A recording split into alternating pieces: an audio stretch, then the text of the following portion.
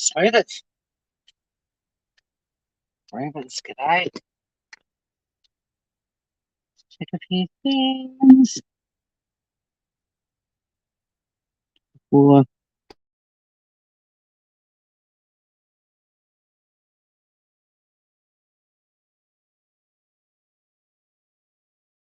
before we head off, just doing some final checks for lip balm. Where's the first thing? Yeah. I always need to put lip balm on after I brush my teeth. For those of you curious, why I'm always like, checks before takeoff. Lip balm is sorted. We need. Right, we're good to go, I think. Let's take a look at my wallet. I'm in town late tonight, so I've got to make sure I've got everything I need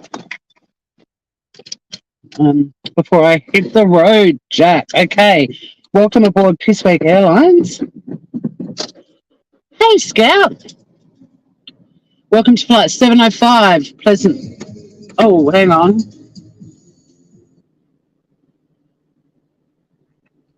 A pleasant 11 degrees, heading for a top of 17 today. I've got daffodils coming out in my garden in July. Bit early they are because it's been really warm. I mean, we've had some cold days, but this winter has been mild, really. I mean, we expect some cold days. Yeah, I love them too. I'll have to get a photo of the ones that are near my. I've got a little staircase that goes down, or steps that go down from the road down to my landing outside the front door, and they're like a vintage daffodil. They're really densely populated with petals, and they're so pretty, and they're sort of like a creamy colour. They are absolutely stunning. And I got the bulbs at I guess the equivalent of like a Dollar Tree store for you guys, so I didn't have any expectations. You had a very mild winter too. I think you and I live in good climates because we definitely have people that pop in and tell us about what's going on in their parts of the world, and it sounds pretty brutal, We can exchange pictures. So, yeah, I'm going to get more bulbs. I want to do a whole line of bulbs along my back fence, which is real. I mean, I've got 3/4 of an acre, so it's a lot of bulbs, but just the idea of every spring just having this array of different daffodils all along the back fence, that's my plan. I've got some olive trees growing up there, but I think it needs some ground cover. Hey, Kylie. Morning, cuz. How you doing?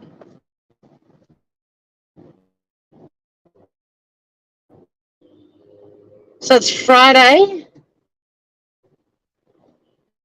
Wait, just checking I've got like when I get down to the carport and I'm like, just make sure you put everything you need to take with you in the boot. Yeah, I have. Or the trunk, as many of you would call it. In Australia, we call the back of the car the boot. It's the boot, man. I mean, the trunk actually makes more sense on this occasion. I'll give it to you guys, but I'm used to saying boot. So,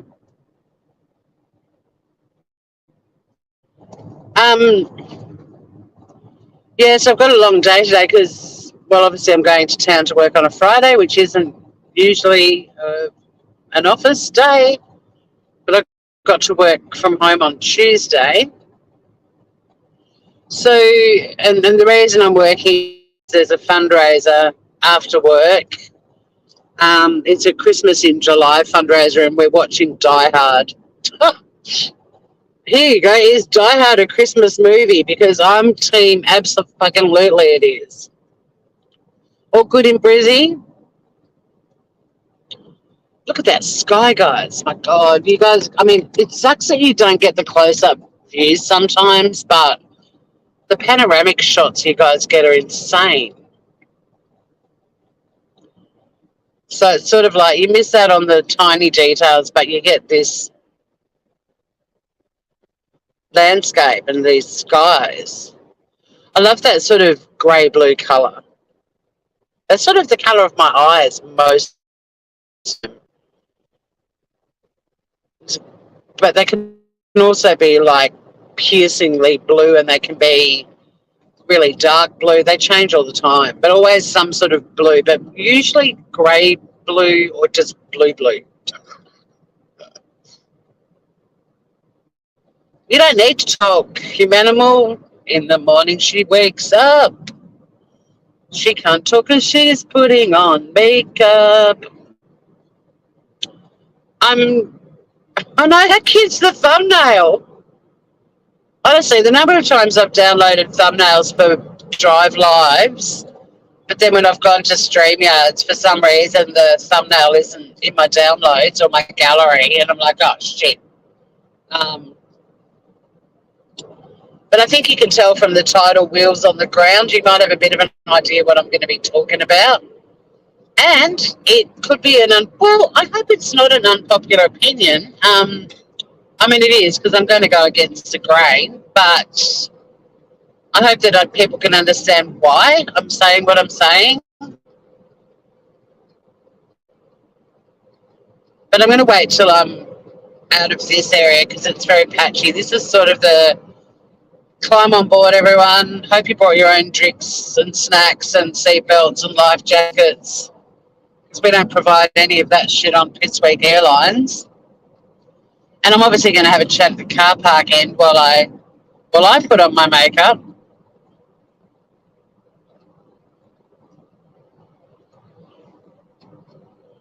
Someone said to me, how can you put makeup on when you have active running water? That it's nice to wash your hands when you want makeup, but just for everything, like there's no grubbiness, and if there is, it's only a small amount.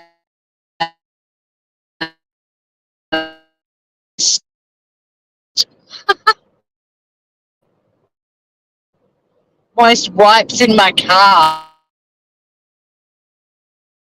or I can just wash my hands properly when I get into the office.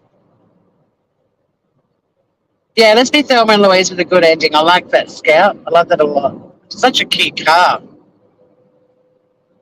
I wish it was what I was driving, but I'm not. Mind you, I had you guys call them a Miata. I had a Mazda in Australia. They're an MX-5. I had the first one that rolled off the ship in Australia. My partner at the time was an absolute car fanatic, and his best mate, their whole family, it was all cars. They were car dealers, and Matt said to Tim, we've got these really cool little convertibles coming soon. And Tim was like, I want one. And it just so happened South Australia, and we were living in Adelaide. So Tim got the very first Miata that rolled off, or MX-5 that rolled off the boat, bought it as a spectacular tax deduction for his business, and then sold it to me. And I had it for I had Noddy from, I can't even, for over 20 years. He's still driving around Tassie.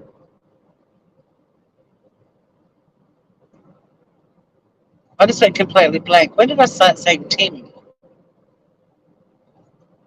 We're pretty much together through most of the 90s.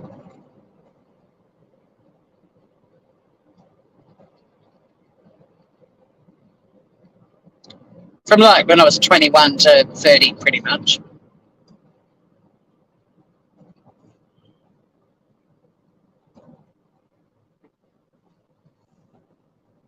Yeah, I love cars too, Scout. I want all of the cars as well. The monkeys and the Dukes of Hazzard.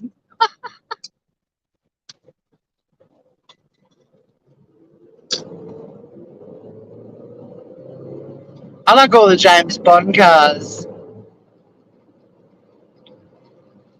Like the Austin, is it Sprites and things like that? I love all of them. I love OG MGs.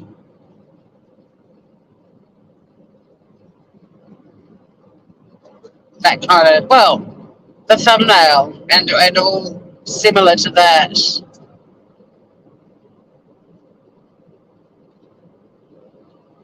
pretty warm. Like, I forgot to put a necklace on, and I've got a skinny scarf with little fluffy pom poms on the end of it, and it's super cute. And I was like, shit, I can't be bothered going back into the house and Sunny thinking I'm home again. So I put that on, but I don't know if I'll be able to keep it on. Like it's warm, even though it's a thin scarf. It's so warm. It's ridiculous. It's warmer than some of my bigger, chunkier ones. It's all about the wool, guys.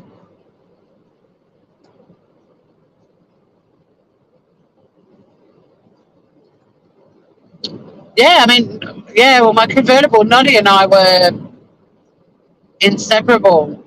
It was sort of my brand in a way because there just weren't many in Australia at the time. And then even when I moved back to Tassie and I still had Noddy, there were like 5 MX5s on the whole island. So it was a novelty, and people kept trashing him because they thought he was like a posh car. But I mean, we drove around Australia twice. I'd had surfboards attached to the boot and to the top of the windscreen. Like, to me, it was a combi van, and to him, he was too. But he ended up just costing me so much because people would slash the roof.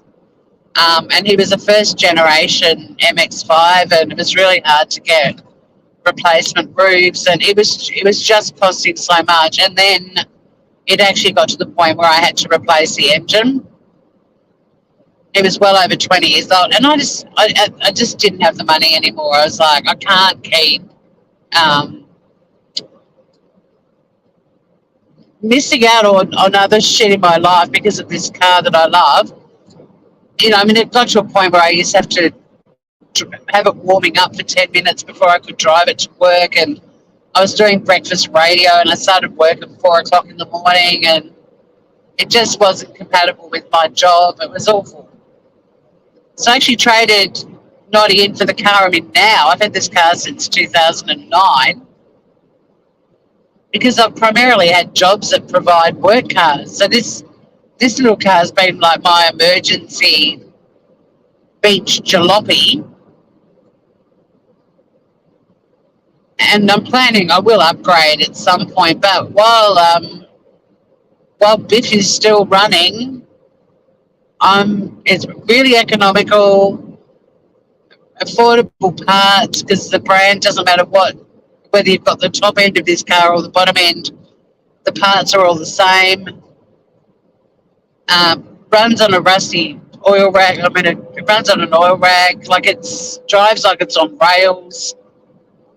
It converts into like a little ute, so I can put all my hardware gear in the back. It's amazing what you can fit in these little cars. And yeah, so hey Raven, your favourite cruise? We're cruising in a convertible, if you believe the thumbnail. All right, so having a good run in. Is nobody going to work on Friday? Motherfuckers.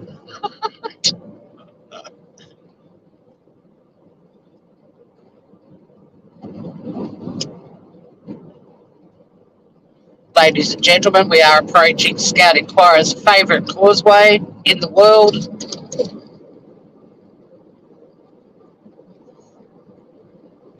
A minute's silence for Scout's favourite causeway.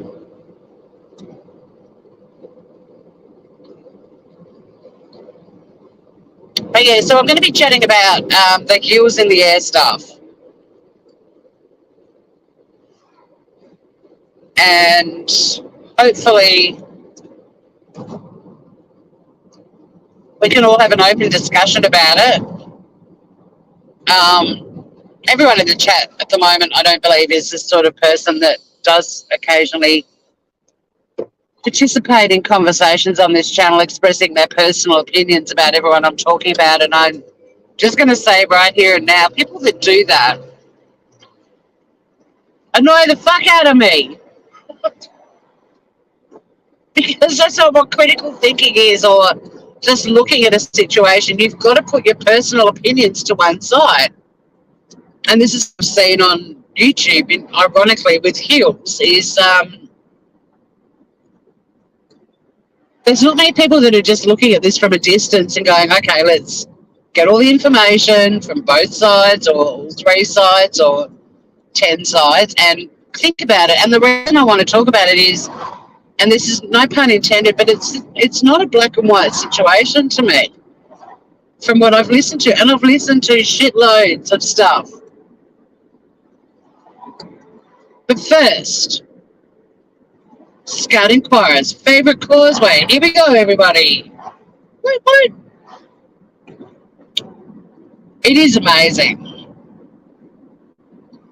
I mean, I love them both, but this is my favourite too because it's got the low railing. You can see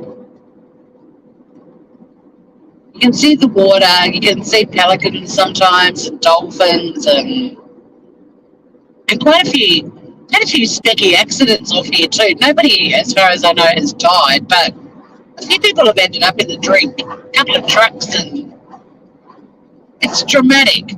And also when the weather's really feral and it's rough, this one's really fun to drive on because there's just water fucking flying everywhere. The other one's got a much more sensible barricade. This is the Wild West barricade.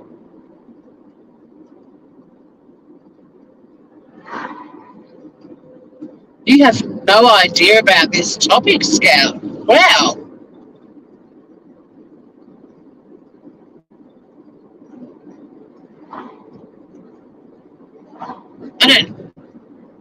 Yeah, that's interesting. I don't know how it's eluded you. Because it's all the drama crowd have been talking about for 2 weeks. It's the story that put Zavgirl back in the corner. It's the sort of the pretend true crime community and the drama community, and so I'm going to have to give a little backstory, I guess. Do you know who Kills in the Air is? Like, not her name, but what she does or did, or well, hopefully I think she'll continue doing because I'm all for there's room for everyone on YouTube. Do you know if Kills in the Air, Scout?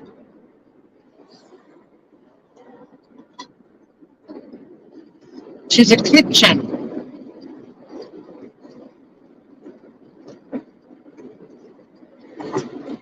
She clipped a lot of the Bullhorn Betty, JLR. Oh, you know if they're cool, all right.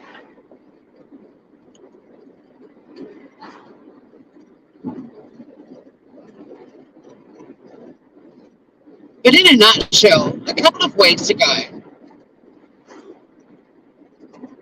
during all of this outing people sharing autopsy photos, first Sav Girl, and then I talked about Annie Elise, 10 to Life, even though Laura, who also covered Annie, continues to say that nobody else did. Well, I guess nobody else of consequence did, because I did. I covered it on my tiny little channel. This second causeway is beautiful too. So I was bouncing around a few weeks ago. So I was covering the Zav Girl thing, as you know, and I kind of got what I needed to off my chest and tried to look at it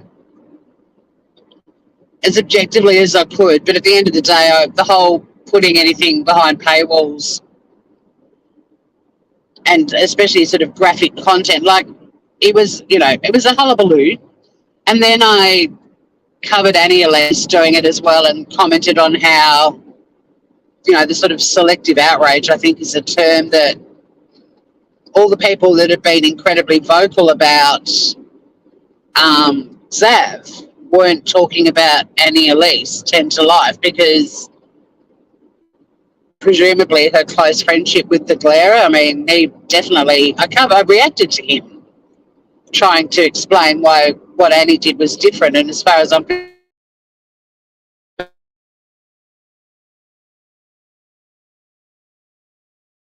the air sharing autopsy photos. And I'm like, holy fuck, there's another one? And it's heels in the air? Okay. So then I started researching, as I do,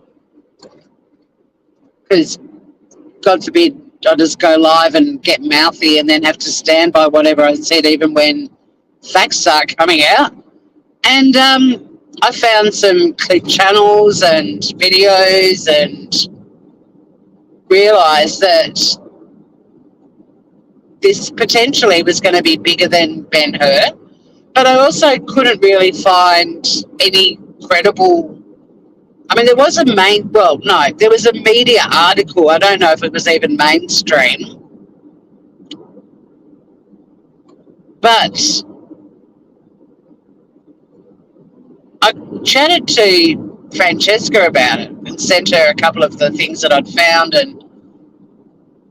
But because I didn't have enough information, I just decided, oh, well, I'm just going to, I didn't want to go, after heels in the air if this all just turned out to be fake little YouTube channels and so on. And in fact, one of the links I sent Francesca had been removed for being spam. So it had been reported, obviously, or YouTube had removed it. But in any event, I decided I wasn't that interested in going live about it because it just wasn't enough information. And the other thing that concerned me was there was her full name in black and white, and I definitely wasn't going to be sharing anything that named her. So I just sort of thought, oh, curiouser and curiouser. And then shit hit the fan on the YouTubes, because not only had she put autopsy photos out there, and I don't know, she's claiming that she didn't understand the meaning of leak. Like, she said she leaked the photos, not realising that meant you're the first person to put them out there. But whatever, I'm not going to talk in tiny detail about her attempts at defending herself. But she did the fan because she also had a blog. And the blog primarily covered cases with black victims and perpetrators, and suddenly YouTube was lit up calling her a racist. And once again, the sort of gang mentality, just hundreds of people going live, all calling her a racist. And I was like, well, fuck, I thought the issue was going to be the bloody autopsy photos, but no. I mean, they have been discussed as well. But anyway, I went looking for the blog, and the first time I went looking for it, I couldn't find it, or I couldn't read it. It was sort of like locked, I guess. But then channels started putting screenshots out there and so on, and I started listening to different people discussing it, but everyone had pretty much had her hung, drawn and quartered. But something just wasn't sitting right with me, because at that point, and once again, as unfortunately some YouTubers are prone to do, she wasn't quick to go live or defend herself. But I mean, I was like everybody else, I guess I was waiting to hear her version, because I can't just listen to people that are fired up. I mean, I watched one group of people getting so fired up about Zavgirl, and then closing quarters when Annie Elise was being talked about, because she was an ally of that group. So the same crowd were going nuts about heels. And I was like, well, you missed talking about another person, Annie Elise, so, grain of salt this. And then I started reading the blogs, and some people read bits out, and it's not my place to decide what is and isn't racist. I'm just going to put that little disclaimer out there too. But I still wasn't feeling like I fully understood the whole story. And then there were people that were going live and being unbelievably vocal about it that clearly hadn't even read as much of the blog as I. This is getting a bit interesting because there's all these people that are fired up and pissed off about it, and it seems like many of them don't actually understand the content of the blog, or they haven't read it. And then I'm just offloading the background so when we get to the car park we can talk about it. So then she finally went live and was fucking terrible. One of her mods, I listened to her again yesterday because I'm still trying to get my head around where I sit with all of this, but one of her mods told her part of the problem is that she's got resting bitch voice. And she does. She sounds like baby Diane from Diane's channel. And that did make me laugh. So I'm like, okay, well, yeah, she sounds quite dismissive and a bit arrogant and so on. And, you know, that's her voice and her manner. But I'm a big believer in listen to hear, not to talk, right? And we see it on YouTube all the time. People on panels that are all fired up, they're just waiting for somebody to draw breath so they can jump in and start talking, but they don't actually listen to what's being said.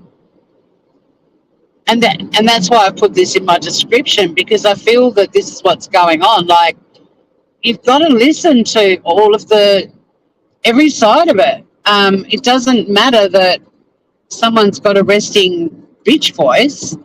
I mean, I can't listen to Queen Bee. I feel like whenever I listen to Queen Bee, her voice makes me feel like a fist is going to come through my screen and punch me in the face. But if I'm going to be looking at and analysing the things that all these people are saying on YouTube, you've got to put all that personal opinions to one side and listen to hear.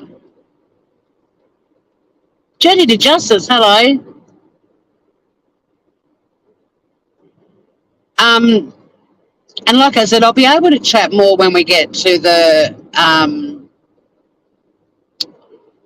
car park. I definitely won't be able to read chat while I'm going over the bridge. Sorry, guys.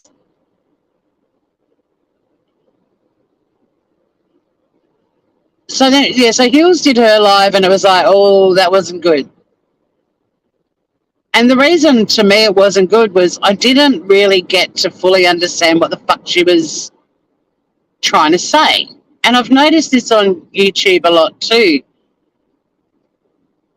People that are under attack, whether or not it's justified, seem to consistently on YouTube be really bad at getting their words out. I think they all need to write a little list of bullet points and address specific questions and issues that are being raised and respond to them and leave it at that. And the problem with Hills too is that she goes off on all these weird tangents without finishing sentences. And that makes it hard to understand what the fuck she's talking about. Like, she'll start to say something and I'm like, okay, I'm interested. I want to hear your explanation of this. And then halfway in the sentence, she moves on to something else and the moment is lost. And I'm none the wiser. None of us are any wiser. Because even when we looked at harsh reality, when we reacted to the glare or reacting to harsh reality, I fully understood what harsh reality was trying to say about 10 to life, but he just didn't get the words out right. And it gave the glarer a loophole Plus, he also couldn't keep his personal opinion of that guy to one side to truly objectively analyse it.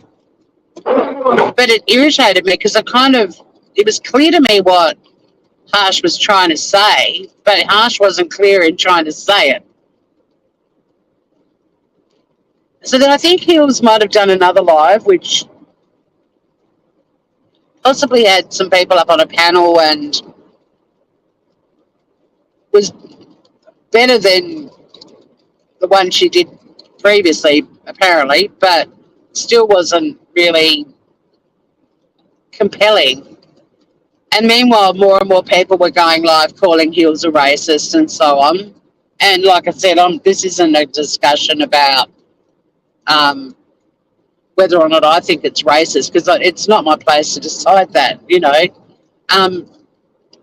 But then Morbid Reality went live with the Glarer, and I did a little clip of the Glarer engaging with empathy. And it was, for me, it was the first time that this had been discussed that was actually better at getting information out of Hills in the air, because Morbid played devil's advocate and knew fuck all about the whole situation, wasn't emotionally invested in it, and was basically pitching questions to the Glarer. And it was very obvious very early on the Glarer was, nah, my heels are sunk in, I'm not budging on this, she's fucking racist, the end. Well, then Hills jumps up on the panel.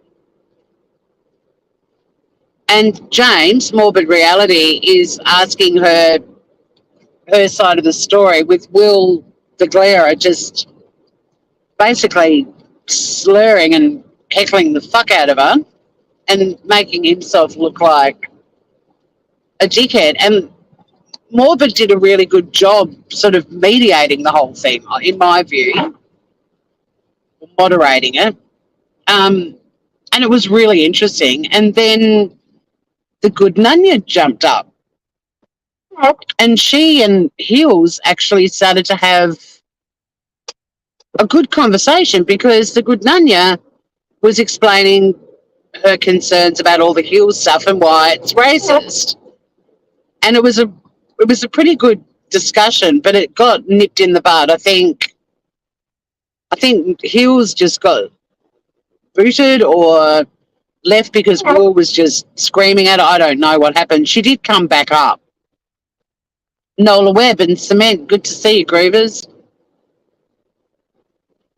But it was the first time that I was starting to go, okay, I'm piecing together, because Hills has been very adamant throughout it that she's not racist. She doesn't see herself as being racist. And I wanted to know why, because so many other people seem to think she was. And the bits of the blog that I was reading, at times I'd sort of be like, okay, that's a very interesting comment.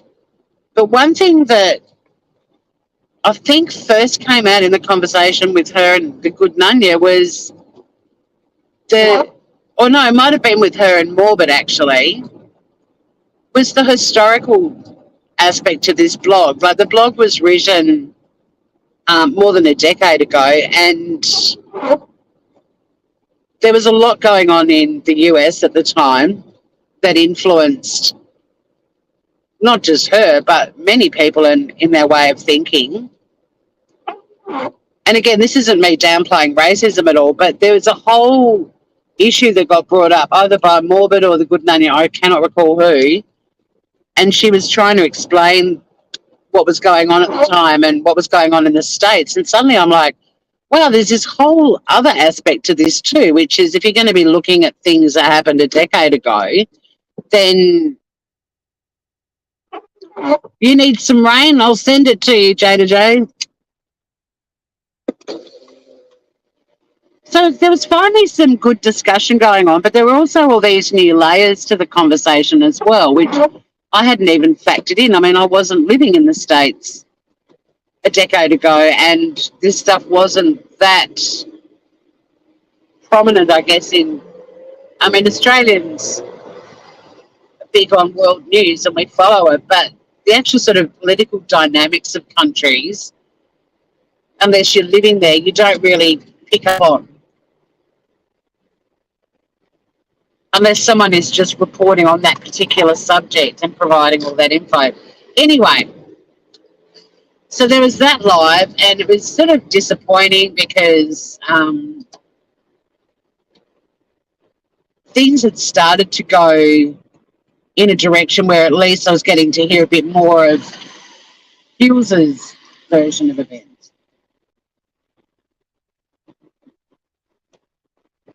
And then the other side, you know, they just continued to go live and keep going on and on about the same stuff. And there was a lot of outrage, and I was factoring all of that in and thinking, okay, well, the people of colour on YouTube that are outraged, I'm going to listen to you guys. But why are there so many fucking middle-aged white people weighing in on this?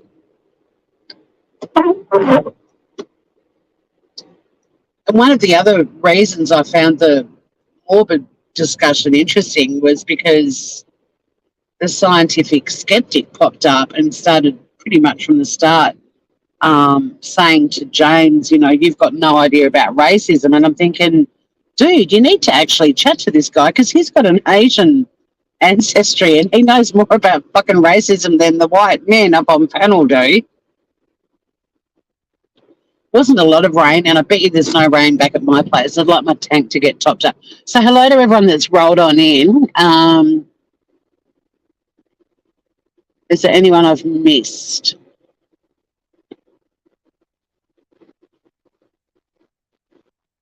I think I've said hi to everyone. So then, the other side continued the outrage, and I certainly paid attention to the commentary by some people on YouTube, but not the middle-aged white outrage gang, because they all just need to shut the fuck up. Their opinions are not relevant as far as I'm concerned, at least in whether or not something is racist. They don't get to decide that. It's a bit like I deal with a lot of clients who've been bullied and harassed, and at the end of the day, the test in our legislation is if a person thinks they're being bullied, then they're being bullied. But that's the test for whether someone was bullied or not. It's not up to the bully to say, I wasn't bullying, this was, you know, just me doing my job. It was reasonable administrative action. If a person feels bullied, they're being bullied under our law. So to me, it's the same sort of situation. But then yesterday, I was cooking. I made an amazing garlic parmesan chicken and potatoes thing in my, it's a slow cooker recipe, but I converted it to do it in the Dutch oven in my oven. So yummy. So yummy. Not great to go live and do because it needs to cook for like a couple of hours, but oh, you're getting an unexpected rainstorm. I love rain. It makes everything feel clean. So I'm cooking, good looking, and Heels went live. And I thought, all right, I'm going to have a bit of a listen. And once again, she wasn't really great at enunciating and wasn't overly eloquent in what she was trying to say. And it was frustrating the fuck out of me. And then she opened up her panel and some of her supporters were up there giving her support. One cut Life Perplexed off and or whatever her channel's now, obnoxiously relevant. And Laura spat the dummy and left, which was pretty funny because it was like, stand your ground. And Hills was basically saying everyone had an opportunity to speak, but one of her supporters basically went off her tits at Laura and Laura left. But then BX Beast Boy got up on the panel. Oh, it's so yummy, Scout. I'll definitely have to do a video of it. I will make it again. It's my friend Andrew's favourite recipe and it's just amazing. Anywho,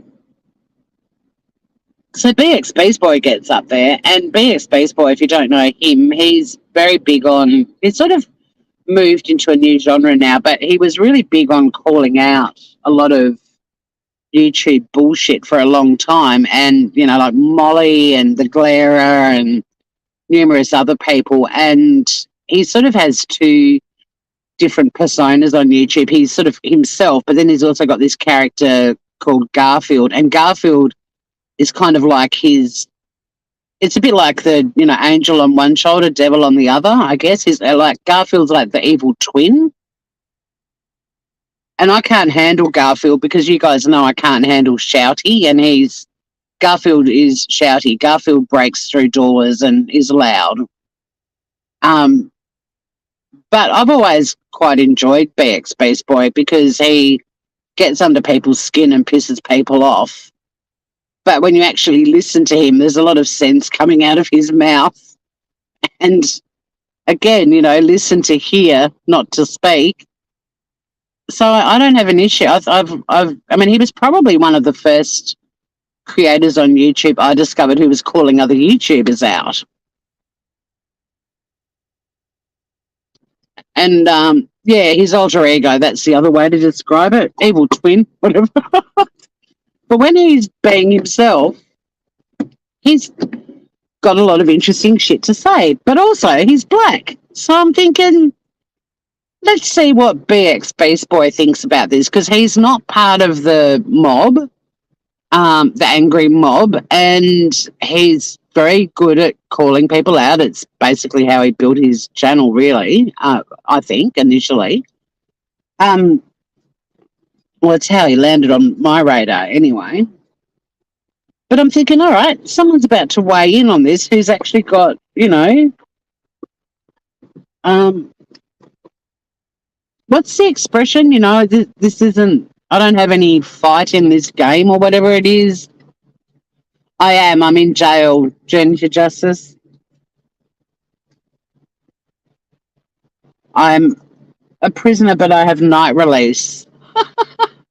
I get to go to my house at night and cook food and hang out with my cat. It doesn't look like that, especially with the red brick and then the bins and everything. It's not the most scenic view, but it's very close to where I work, so it's ideal for me. Sometimes when we're in this car park, we get to see graffiti too.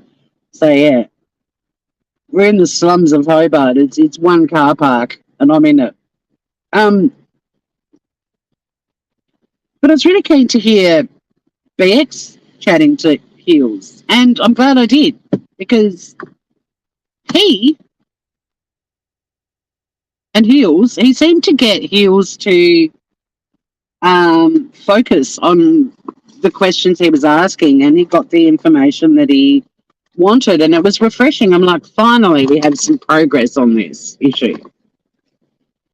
But what was very interesting was there was another girl on the panel too who, I mean, admittedly, she kept interrupting and speaking over the top of everyone, and I'm not a fan of that, but she was very interested in talking about sort of the reality of the states at the time that Hills had been writing this blog. Now, also backstory, Hills had been actively involved in Web Sleuths, the forum, the online forum that I was in as well. I'm not saying I knew her. I don't know if I discussed any cases that she was discussing as well, but she started bringing up cases in there, and she'd been on there for a long time. She's been covering true crime for like 30 years, and she started off with John Bonet, I think, on her blog, but you know, as it turns out, this blog, the cases at the time that were very prolific in the media all happened to be cases involving black victims and families. And there's a lot more to this story, but I'm just saying this is coming from a perspective of I'm still trying to educate myself on the whole thing. But when she was chatting to BX, he was very good at actually getting her to answer his questions, but also he didn't think that what he'd seen on her blog was racist, and then said there is one bit that I do have an issue with. She knew straight away what it was. She agreed that it sounded really racist. She said, I can't even recall why I wrote that, but I'm going to put it down to ignorance, which is where racism is born. And they had a really good conversation about it. Like, there was no yelling, calling her a cunt, telling her to get fucked, calling her a retard, like some of the other conversations had been. And it was really interesting. But again, I'm still left kind of going, I don't know where I stand on this, because there's so many different layers to it. And like I've said a few times, the racism aspect of it is not my place to comment. But when you've got a black guy up there saying, I didn't actually find it racist, but there was this one comment, and even then, Hills still wasn't, in my view, very good at responding clearly and just saying what she meant, full stop. She's got this tendency to just get all waffly, and it's not helping her at all. But it was the closest sort of discussion I've seen so far that came like from a point of interest for me, because it was a black guy discussing it with her. And there's all these, I mean, there's, allegations of lies and who said what and emails and all this sort of stuff. And that's not the point of my life. The point of my life is we need to listen to hear. And what I've seen with this and previous shit on YouTube is so many people make up their mind because a creator they like, whether you're a sub or another creator, takes a position on something, and if they've got a big following, then the following just all gets fired up about it too. But how many of them are actually doing their homework on this and researching it before they get fired up? And the same can be said of Hills, like she's also got people that are still supporting her. And the one that was talking about the political climate in America at the time that she was writing the blog was adding to the conversation. But the other one that would just basically told Laura she was a fuckwit, and Laura bailed, that she's not adding to the discussion either. So it's happening in both directions. But to me, this is part of the problem on YouTube, again, like not reflecting how we function in the real world. Like, you can't just go to a court and present your case and ignore all the evidence the other side is bringing out. Like, you've got to look at every side of the story. And I don't think many people on YouTube are good at giving their side of the story. But there are people that are really trying to understand this and are connecting and talking to her and trying to get her to explain stuff. And she has admitted that there was a statement in there. She knew straight away. As soon as he said there's one comment that I've got issue with, she knew exactly which one it was.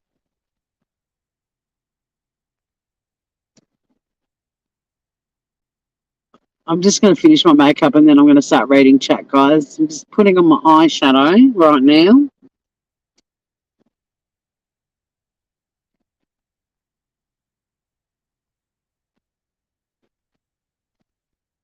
So the point of my life is, once again, you've got these communities that sort of are all loosely claiming to be true crime, and I mean, some of them are outwardly blatant that they're purely a drama channel, and that's fine as well.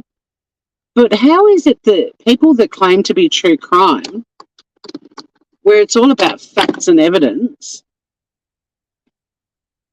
are so rigid and one-sided with everything that goes on YouTube? And at the same time, they're making out they're these fantastic true crime channels. You've got all the sleuthy sort of channels that aren't happy with the facts as they come out, and they've got to start sleuthing everything and find a more sinister scenario, aka Kylie Rodney, that hashtag team foul play emerged during her tragic story. And I was like, how fucked up is this? Like, isn't it tragic enough that a 16-year-old girl has lost her life in a horrible accident? And, like, why does it have to be even worse? But I just don't understand how these channels that people flock to for true crime content are now notorious for never looking at both or three or however many sides of a story. And they're not giving people an opportunity to discuss it. And sometimes the people that need to discuss it aren't great at enunciating it and explaining it.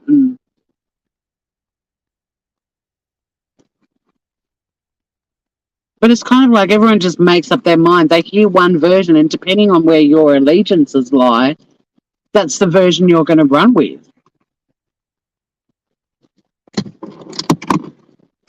Why are there so few channels like ours where we actually do want to hear everything and then make up our minds, And I still can't make up my mind. I mean, I'm very interested in BX Beast Boy's perception of it all. It's fucking refreshing. Like, he wasn't just up there going, you're a racist and you've upset me and you've destroyed my life. And he actually had a really frank conversation with her.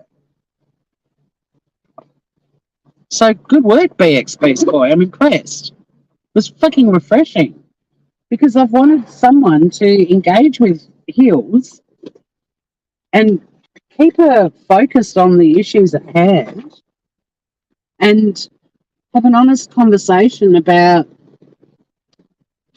the shit she's put on her blog.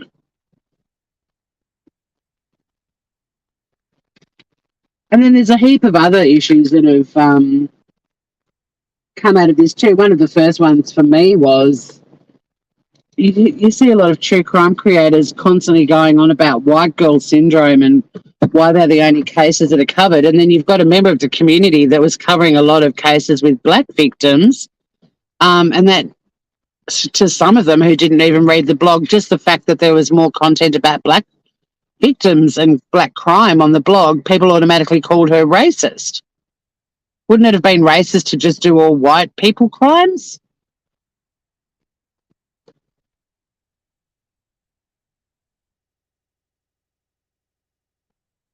All right.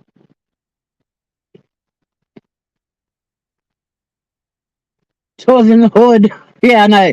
They're great bins. The yellow lids are recycling. The red lids are general. And the green lids are pre the red lids. It was a mature conversation. But again, I was heckling Hills a bit. I'm like, just answer the question in one sentence. Stand your ground. Just, this is what happened. Boom. But it was a mature conversation. I don't know about the Glare, which bit. Glare said a lot of shit. He said the cunt and retard, yes. People get so upset about every little thing nowadays. Woke people. Yeah, I agree. Well, this is the thing, Scout. I don't know if she has apologised for the one comment that BX Beast Boy said out of the whole blog that he thought was pretty racist. But no, she hasn't redacted her comments, and I'm glad she hasn't because, the blog is now, there's malware on it, pages have been removed, but there's plenty of like historical links. I think even Burnt Toast has one under one of her lives where you can still see the whole blog. But no, she's stood her ground because she doesn't believe it was racist and she knows these cases inside and out, and there are people up there calling her everything under the sun. They're like, oh, I didn't even follow Kendrick Johnson or I didn't follow Trayvon Martin. Well, she actually did. And clearly the political climate is impacting a lot of the stuff she was writing about. And she seems to have this sort of, her MO was to go after a guy called Ben Crump, who she said she agreed with when he, oh shit, I've lost the case just went out of my head. It'll come back to me. But there's definitely people in the blog that she's very critical of as well. But no, I mean, I actually, at the start when she kept saying she wasn't going to apologise and stuff, I was like, okay, well, explain why. And I feel like now more information is coming out. But why the fuck should she apologise to these people that have not, half of them haven't even read the blog, and they're just basically getting fired up because a creator they like is fired up? It's a different situation than the Zavgirl one. She's standing by what she wrote, and if people think that that's arrogant or whatever, well, that's on them. But she's certainly remorseful that people have been hurt by it, for sure. What the hell is... Can you guys hear that car? I can't even hear myself think at the moment. There's a fair in the park by me. Oh, that'll be fun. Oh, sounds beautiful where you are, Jenny to Justice. The village park. No, I imagine Zab's too scared to do anything. That's all right, Scout. Just stay safe and look after your puppers. Whatever that car is that's revving, it can seriously get a friggin' life. I don't know if it's in the car park or out on the road. But yeah, I would imagine. Oh my God.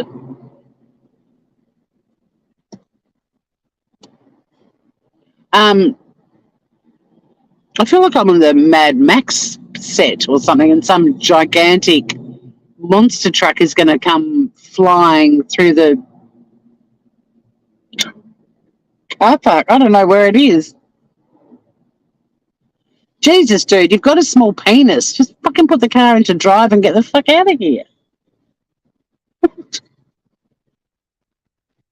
Yeah, I'd get a headache too. It's super chat Exadrene migrate. Oh, Scout, you're such a sweetie. People can speak on one comment and make it last for hours and days. They can. And I can't. Like, as soon as I hear something and people are outraged, I'm like, I need to hear the full story.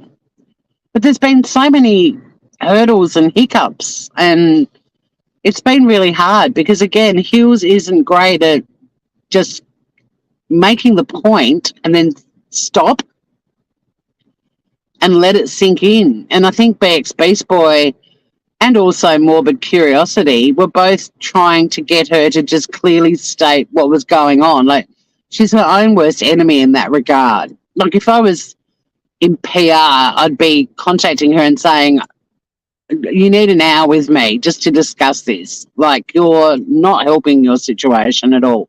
Now, that doesn't mean that I support anything that she said or not, but I want to know the full story. It's been like trying to pull teeth to get it. So kudos to Morbid and BX Beast Boy for at least eliciting some information that's got me closer to getting an idea of the full story. I'm still a long way off. Me too, Scout. Yeah, they do. And that's, again, the irony. Like, they all make out to be bloody true crime, but listening to all the facts just doesn't seem to be part of true crime on this new sort of generation of true crimers. Probably cement shoes. I don't think she's expecting a warm welcome back to YouTube. Mila's hiding in the TV room next to Pepsi's waiting. Oh, bless Pepsi. Go, Pepsi, go. Absolutely beastly careless. No fucks to give. Just give me more food. Poor Mila, though. Give Mila lots of love. Like Feature Man, who was revealed to be a child predator. He's still around, but no one comments. Oh, I don't know. Feature Man. Feature Man. Go over and help her. Free attorney advice. Well, Yeah, I want to know the full story, and I feel like I'm a lot closer to it. I think BX Beast Boys chat with her really helped. And yeah, the other girl was interesting in terms of the political climate at the time and all the sort of historical relevance and what was going on at the time. And that's another thing too. Like people do need to rewind the clock if you're talking about historical things because there are all of these things going on in the environment that can impact what people are doing and saying at the time. So that was an interesting element too. Like not a lot of people that started with the outrage, they're very quick if somebody calls them out for something they said on YouTube 2 years ago to go, oh, that was 2 years ago, like move on. But then they were happy to absolutely rip somebody to shreds for a blog that was written 10 years ago and didn't factor in that. Like, again, it's just, it actually makes my brain hurt. The hypocrisy and double standards. It's like, you can't stand on your own channel and say, I said that 2 years ago, I've changed, but then be ripping somebody to shreds for something they wrote 10 years ago and not giving them some, not considering what they might have been like 10 years ago. Was she contacting victims' families or was she saying in the blog she didn't like them? Yeah, she took issue with Kendrick Johnson's mother because two innocent, in her mind, kids were falsely accused of murdering him. And mind you, they've never been charged, but then there's this story is so full on. I'm learning more and more about Kendrick Johnson, but one of the kids' dads or both of them was a judge or a prosecutor or something, like it's a full on story. But no, she didn't actually contact um, the victim's family, but she was pretty scathing in regards to that particular case. Old guy who told stories about Hollywood extra work and cooked. Oh, okay. Used to watch him until you found out frightening how innocuous he seemed. Did he end up being charged and convicted? Because there's a lot of interesting cases on YouTube of criminals and murderers and all sorts of dodgy people that had successful YouTube channels. It's almost like a genre worth discussing in its own right.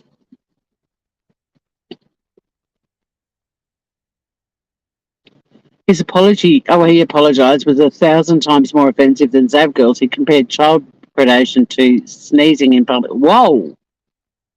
He sounds hideous. I wouldn't cover him. He got away with it on a technicality. Far out.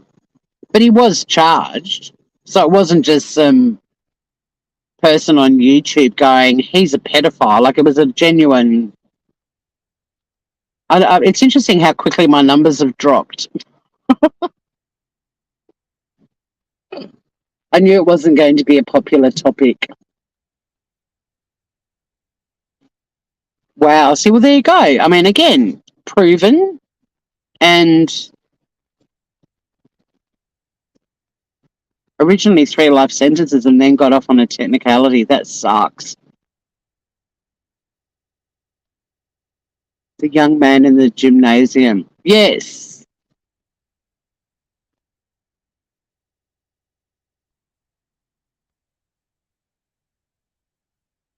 If you're speaking about Kendrick, yes, with the gym mat.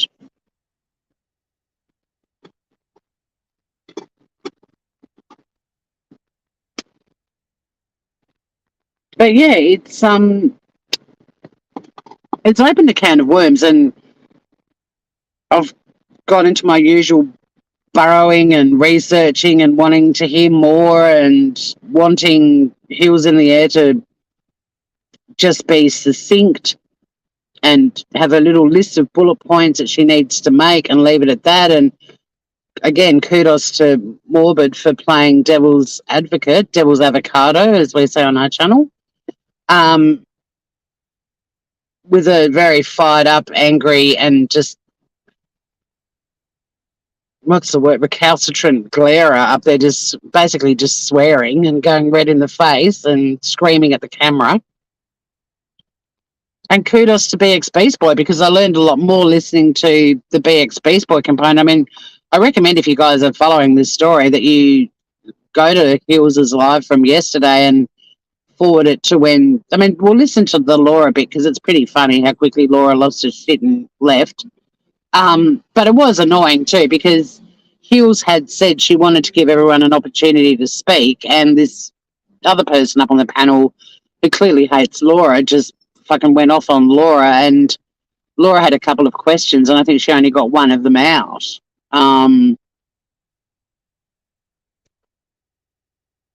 But forward it to that bit just for a laugh, and then put the BX Beast Boy bit on. Jeez, man, you know that case inside and out. I'm really surprised that Hills is in the drama now. Well, she probably is too.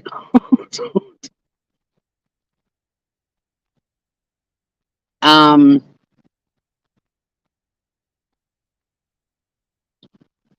and there is a definite resting bitch face voice issue as well. It doesn't help either, because she's pretty firm in her resolve, and you know, Laura constantly says that she respects people for standing up for what they believe in and not apologising and so on, and yet she bailed like a sissy from the panel yesterday.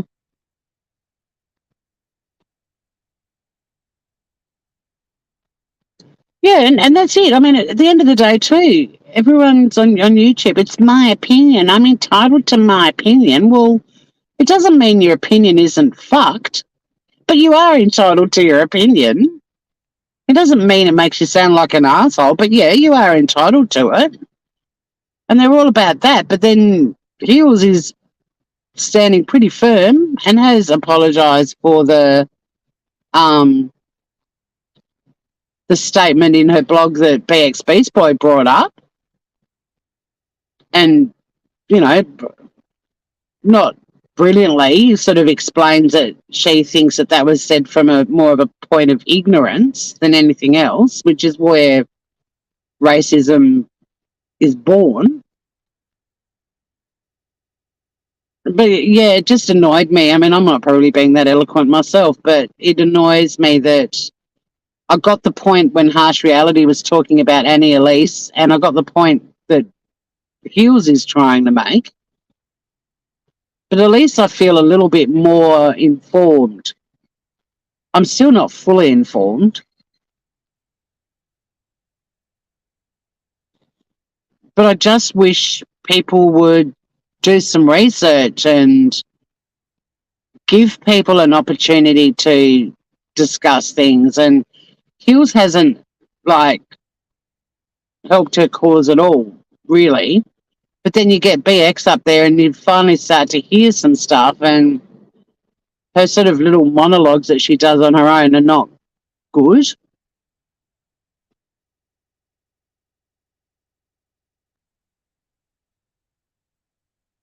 I'll have to shelve that case for a little while, Cement, because I've got to get my head into work mode and I can't get too involved in this conversation. I'm sorry. I'm still trying to do the heels thing. Yeah, and the last comment though, I think YouTube really does need to start being more proactive. Like, they've started to take down creators who are a risk to the platform, but they need to be more vigilant and, you know, do it across the board for sure. Good question, Kylie.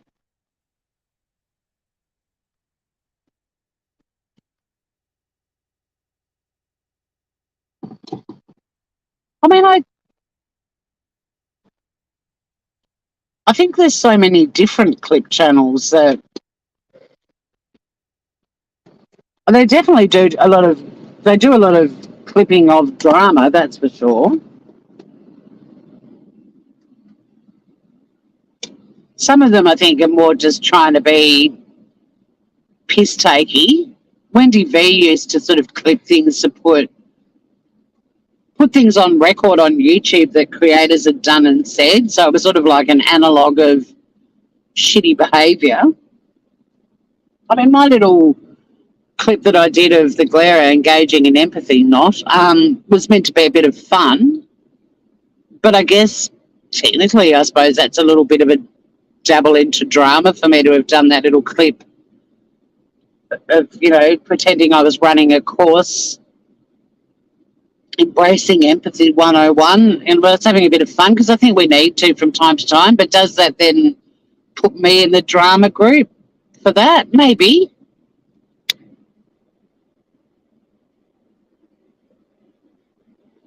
Yeah, he did a great job. I thoroughly recommend, if you guys are interested in looking into this more. And she even played earlier in her live yesterday some of the panel with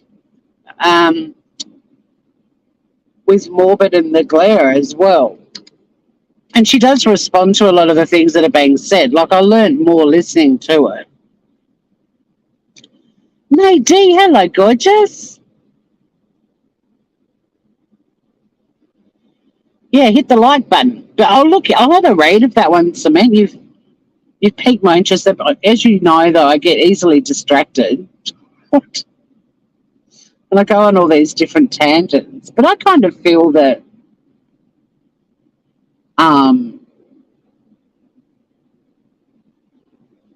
there's a good opportunity for discussing. I mean, because this channel is about, social media and impacting trials and so on. There's definitely options and room for us to look at some of these stories as well.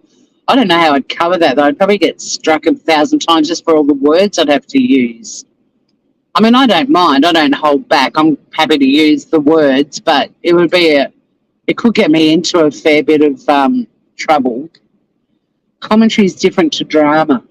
I agree. See, I call the drama channels bitching channels because to me that it's not even drama. Like, they're basically just calling each other bitch a lot. It's not like drama, proper drama. I used to sort of say all of these TV shows that fall under the drama category, we would be horrified to think that all these shitty YouTubers are getting lumped into the same definition because they're very different, like The Crown is drama, not people on YouTube calling each other bitch over and over and over and over. And then I guess also, is the topic relating to a true crime case, or is it just ripping someone to shreds because you don't like them?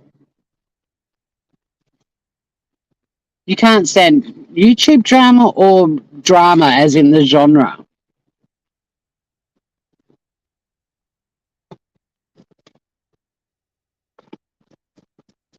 Because I love me some actual drama as in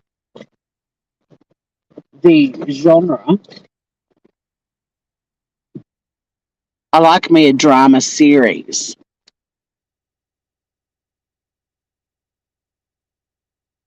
Hey, Miss K. They are bitching. They're not covering cases properly and degraded. They do, exactly, yes. There's a lot of competition between them, I've noticed. Well, that's true too. God almighty, the morbid, the Glera and scientific skeptic the other night, I was listening to men and there were so many comments in the chat about who's got the bigger dick, for sure. Yeah, but that's, another thing that's interesting because Hills wasn't a monetized channel. I mean, she's now dropping a PayPal and all the rest of it. But she, and I'm not. This channel ain't monetized. It's growing. We're getting some really interesting people joining our community. I'm loving it. They all fit in, they rock up, and it's like, you belong here, welcome. But yeah, I mean, for a lot of them, it is definitely, jump onto the hot topic and you are going to get a lot of views and new subscribers and super chats and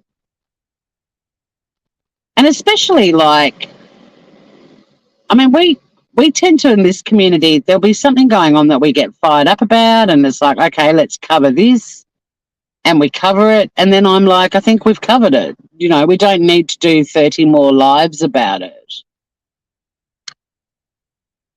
I agree, Scout, and it's not the size, it's how you use it.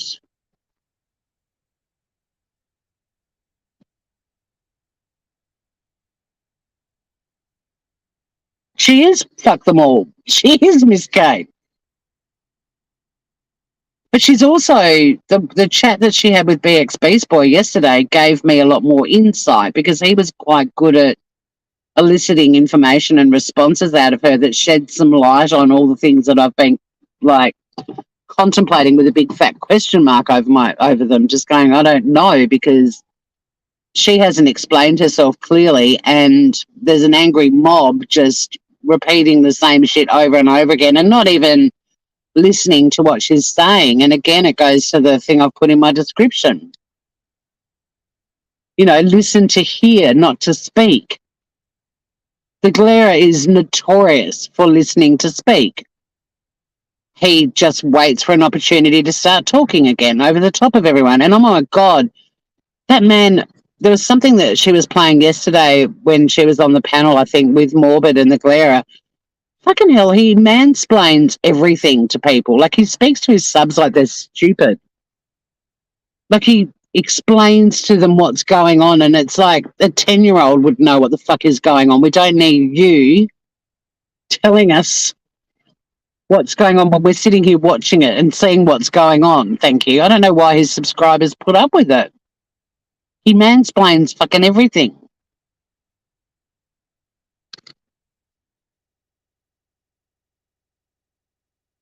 Yeah, and I mean, she stood her ground too, Miss K, and she did admit to one comment that BX Beast Boy said, oh, there's one comment, and she's like, I know exactly which one it is, and she said it, and he's like, yep. And they had a frank conversation about it. Now, whether you want to hear her response and explanation for that and go, okay, that sounds valid, or if you want to go, okay. I mean, her baseline's pretty interesting because I've seen her talking live a few times now. Like, she's quite inept with technology and quite confused at times. Seems to be her baseline. Oh, the ancient scholars would weep and they'd be saying, back when they were alive, it was the best of times and now is the worst of times, cement. Beautifully said, the intellectual degeneracy of it all. You do belong on YouTube because you're here for the friendships and fun. I am, Nola. Fluffy mixed pondu. You've just been listening. Yeah, I was really surprised by Skep too. I can't believe all of you groovers are arriving right when I've got to finish my live.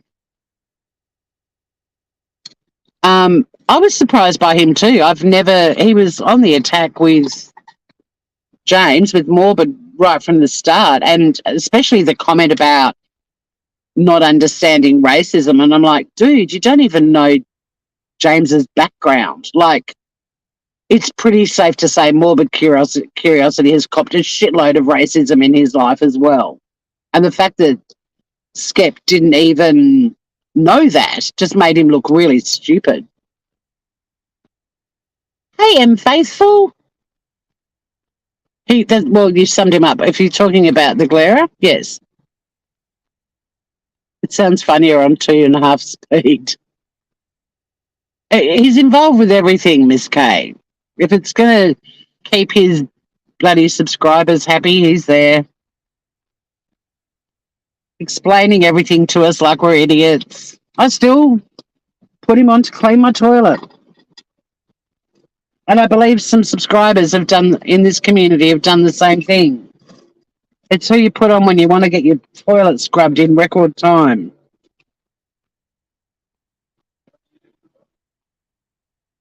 Imagine the scribbling emojis with their quills and ink.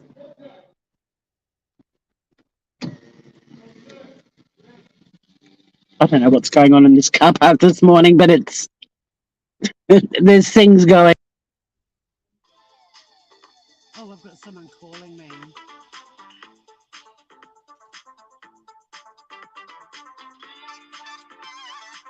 I just have to wait for the phone to stop ringing. Sorry, someone just called me. It is time for me to head into the office anyway, guys. I'm going to have to go. It is the winter of our discontent. I can't believe you've all, well, put him on, Miss Kay. They'll be done in under 5 minutes. Well, that's probably a good place to stay, Clara. Cement I wouldn't recommend. Unless you, I don't know.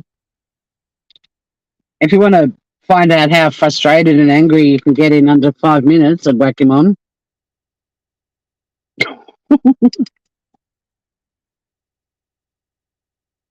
Well, look, I love the cunt word too, but I'm an Aussie. I'm like a g'day cunt. How you doing? Like, it's a term of endearment. I rarely call somebody a cunt in an angry way, whereas he only uses it in an angry way over and over and over again. You've lost your argument when you resort to that sort of shit. But yeah, I better go. I've got some clients to help, some co-workers to hang out with, a fundraiser tonight. We're doing a Christmas in July fundraiser. Well, we're not, another organisation, and we're watching Die Hard because it is the greatest Christmas movie of all time. That's another good description. So, yeah, have a great day, Grooveroonies. It's been fun, as always. Keep calling out the BS on the YouTubes. And thank you for letting me explain why this, to me, there's a lot more going on than Hills's blog and the reaction to it. Like, it's also, people really need to do their homework before they get all fired up, and they also need to listen to hear, not to speak. So on that note, until next time, don't get struck by a smooth criminal. Bye, everybody.